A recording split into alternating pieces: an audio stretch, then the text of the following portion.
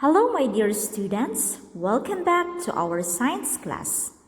But before we proceed to our new lesson, let's do the pre-assessment activity. You will have it in quizzes, and the game code will be provided during the online class, and the time limit for this activity is only 2 minutes. Read the question carefully and revise the answer. Today, we're going to learn about Lesson 4.5, Soundproofing Materials. On your student book, it is on page number 62 to 63. The learning objectives of this lesson: first, to identify some soundproofing materials that are effective in reducing sound levels. Second, investigate how some soundproofing materials are very effective in reducing sound levels. Let's begin. Let us define first what are the following keywords. First, transmission. Second, muffle. When we say transmission, the action or process of transmitting something, such as sound. To transmit is to cause something to pass on from one place to another. When we say muffle, to wrap up something up in order to reduce its loudness.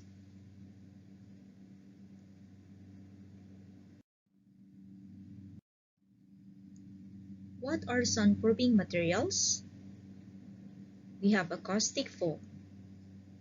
Second, acoustic panels.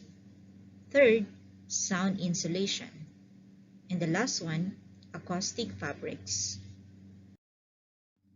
Acoustic foam, this material commonly called studio foam, has a distinctive wedge or pyramid shape that is highly effective at absorbing sound.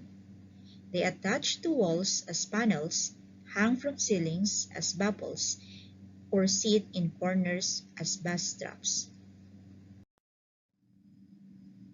For acoustic panels, these are decorative versions of sound insulations and sound-absorbing foam.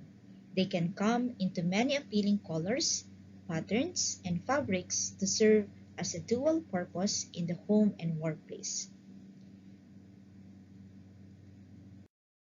Another soundproofing material is sound insulation. Sound insulation are bats made of mineral wool, rock wool, and fiberglass designed to fit in between the studs of walls.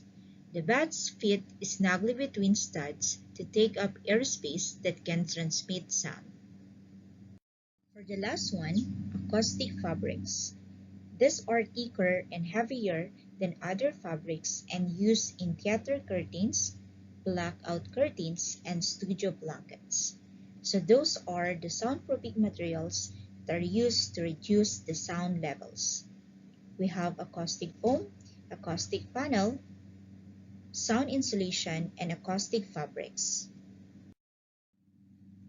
Soundproofing materials work by absorbing sounds and preventing vibrations from traveling through them. They prevent the transmission of sound. Look at this picture. Whose downstairs neighbor hears a lot of sound? For letter A, this will be a wooden floor. For letter B, this will be a carpeted floor. So whose downstairs neighbor hears a lot of noise? The person with the wooden floors, as they would hear the vibration through the solid wood and floor space. So you can hear a lot of noise in wooden floors. For your assessment, you will have in live worksheet, enter your username and the password, open the workbook, and you will see the assigned worksheet for this lesson. For the summary of what you have learned, you will do it in Mentimeter. The link will be provided during the online class. You will answer 2 questions related from the topic that you have learned. The time limit is only 2 minutes.